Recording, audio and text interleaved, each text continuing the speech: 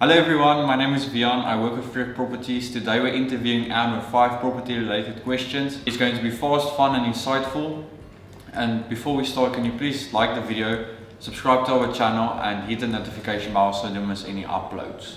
Question number 1. What makes Langebaan such a popular place to live?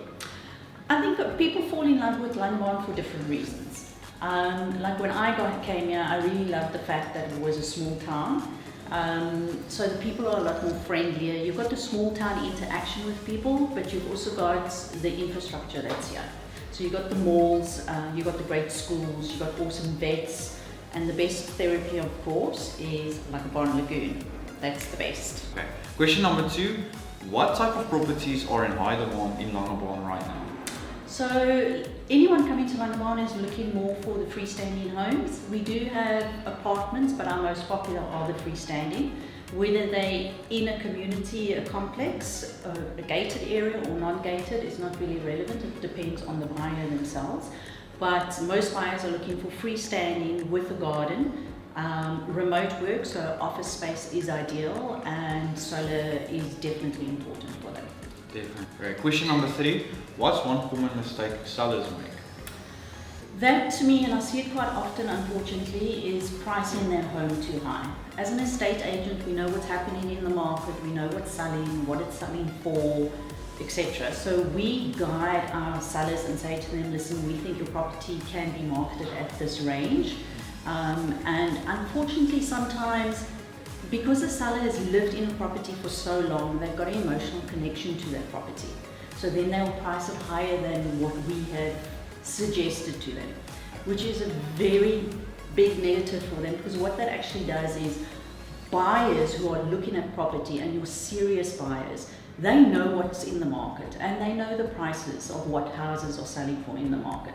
So if you're going to price your home too high, your actual guy that is serious to buy is just going to bypass your property.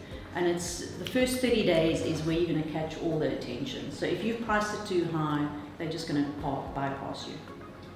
Question number 4. If a buyer is torn between 2 houses, how do you help them decide?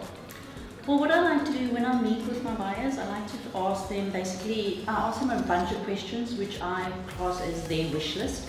So what are you looking for? You're looking for a 3-bedroom, 2-bathroom, 2-garage, garden, office, etc., etc. So what are you looking for? What are your must-haves and what would you like to have?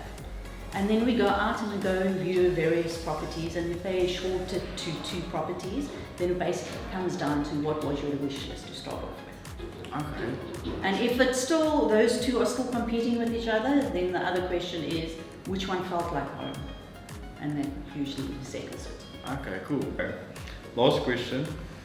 What's one part of the job that people might not realize you do?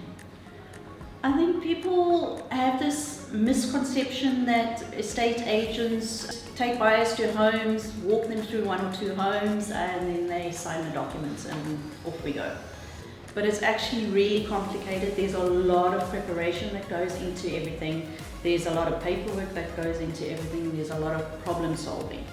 For example, if a buyer comes to me, then I need to set up what is your wish list, send them all those properties, shortlist the properties.